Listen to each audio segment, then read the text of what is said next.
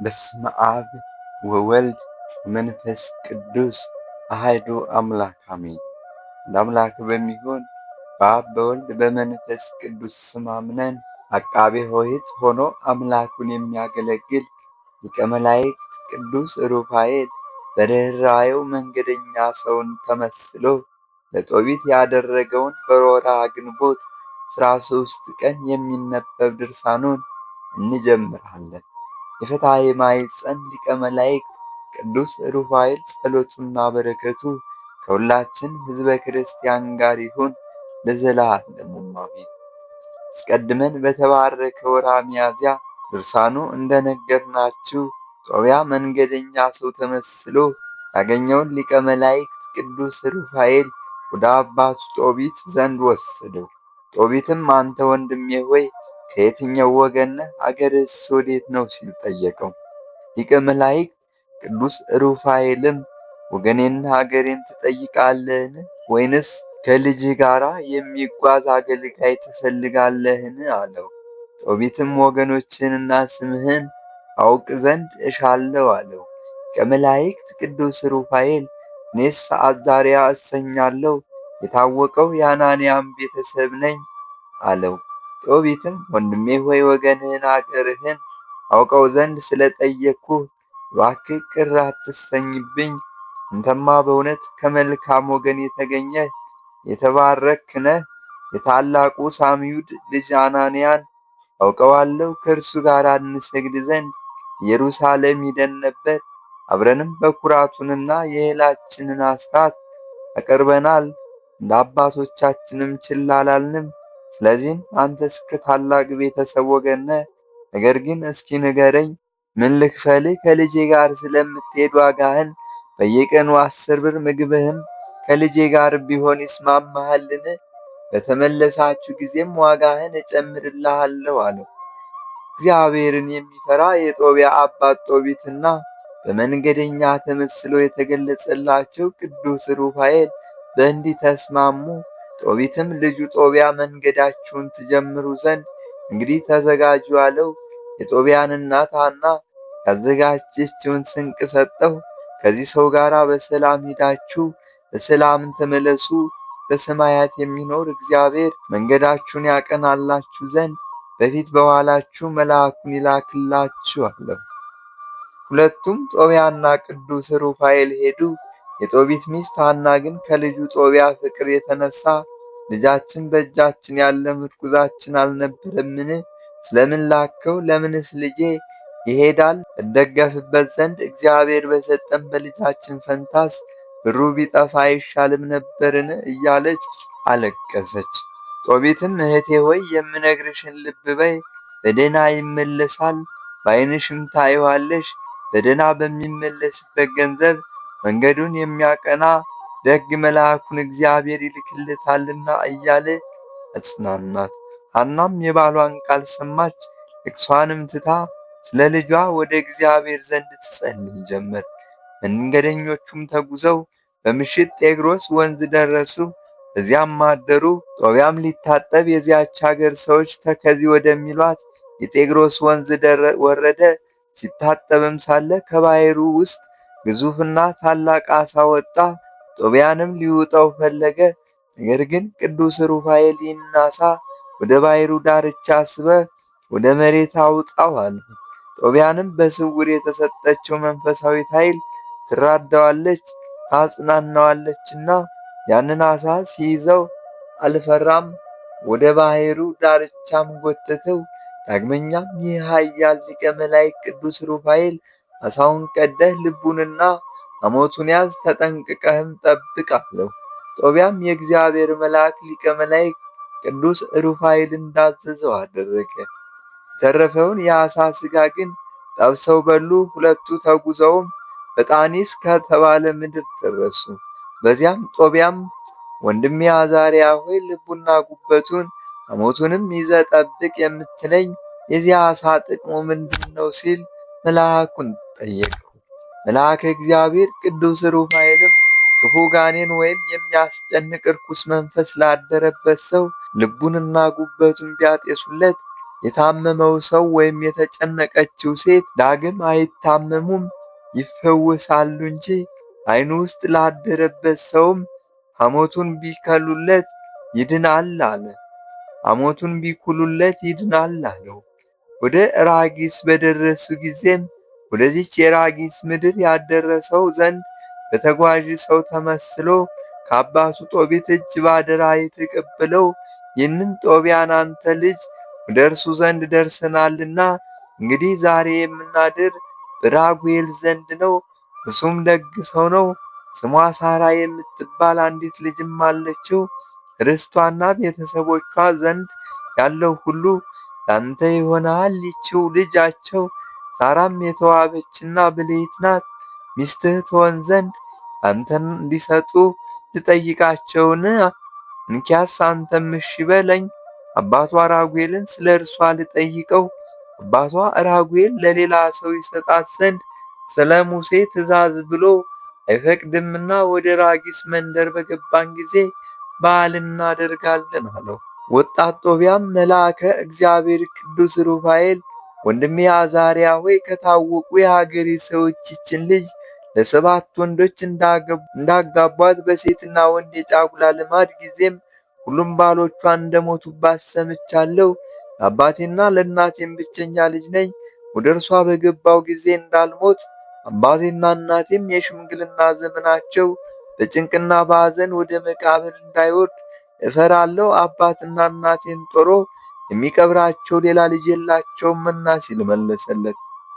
ይህ ኃያል ቅዱስ ሩፋኤል የነገሩን ሁኔታ ገልጾ እንዲህ አለው። አንተ የተባረክ ወጣት፣ አባት ጦቢት ሚስትን ከወገኖች ብቻ ታገባ ዘንድ እንዳዘዘ አታስታውልምን?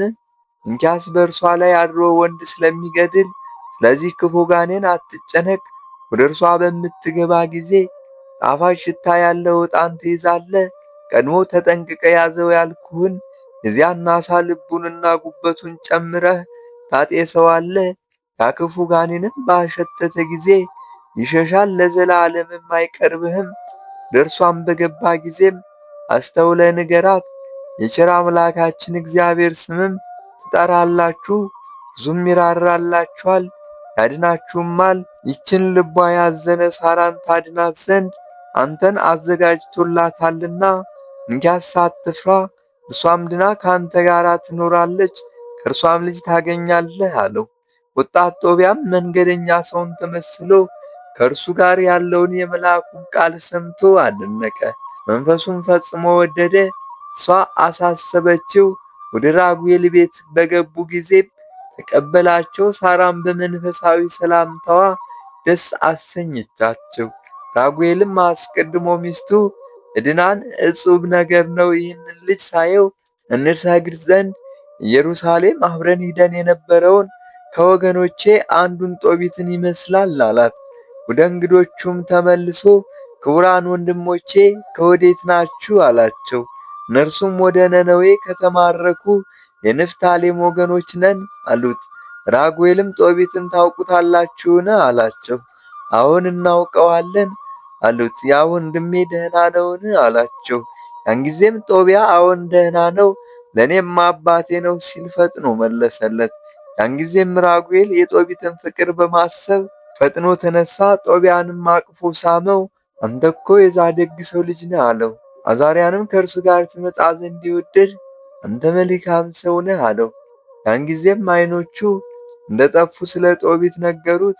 ቅንነቱን የሚያውቅለት የጦቢትን ዓይኖች መጥፋት ሲሰማ ራጉኤል በትካዜ አለቀሰ። ከእርሱ ጋርም ሚስቱ ዕድናን ልጁ ሳራ አለቀሱ። ራጉኤልም ተነስቶ በጋርዶ ይበሉ ዘንድ አቀረበላቸው። በእነርሱ መምጣት ቤተሰቦቹም ሁሉ ተደስተዋልና ያዘኑትን የሚረዳ ለሚወልዱም ማኅፀናቸውን የሚፈታ የሊቀ መላእክት ጸሎቱና በረከቱ ከሁላችን ሕዝበ ክርስቲያን ጋር ይሁን ለዘላለሙም አሜን።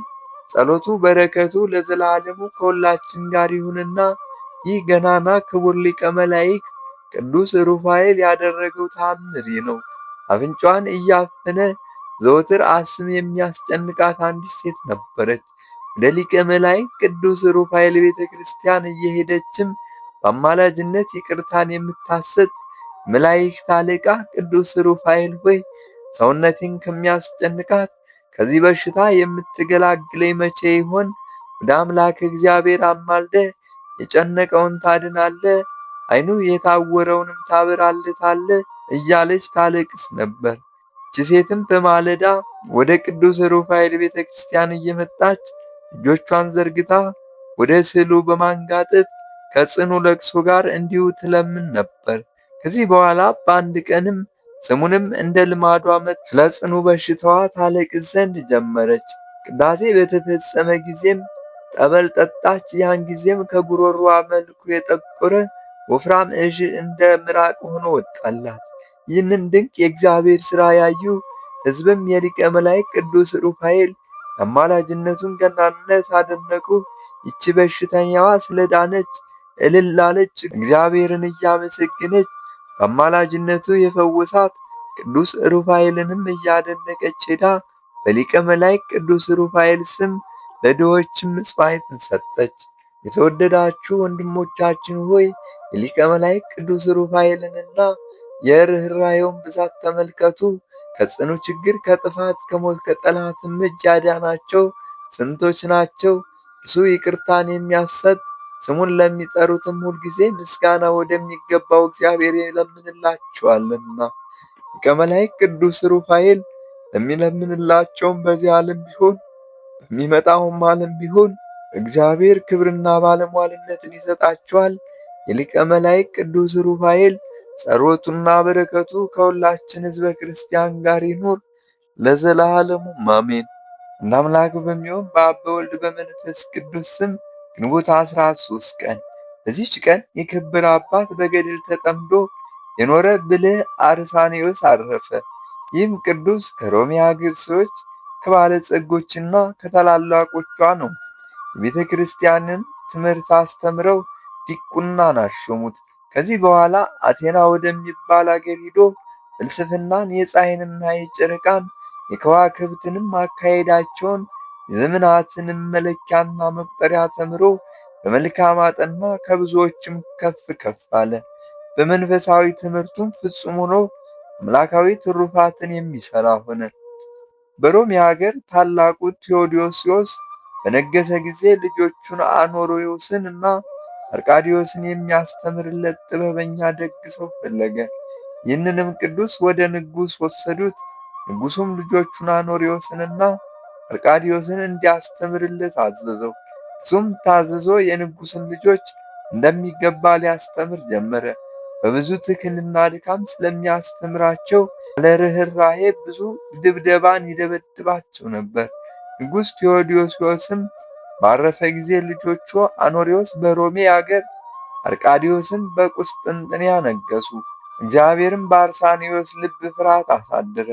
በታናሽነታቸው ጊዜ ያስተምራቸው የሚመታቸው ስለሆነ በዚህ ምክንያት ከዓለም ይወጣ ዘንድ የነፍሳቸውንም ድህነት ለሚሹ የሚበራ መብራት ሆኖ ሌሎች ይበሩበት ዘንድ አነሳሳው። ምን እንደሚያደርግ በልቡ እያሰበ ሳለ እነሆ ከእግዚአብሔር ዘንድ እንዲህ የሚል ቃል መጣ። አርሳኒ አርሳኒ ከዚሁ ዓለም ውጣ፣ አንተም ትድናለህ። ይህንንም ቃል በሰማ ጊዜ ፈጥኖ ተነሳ እንጂ አልዘገየም።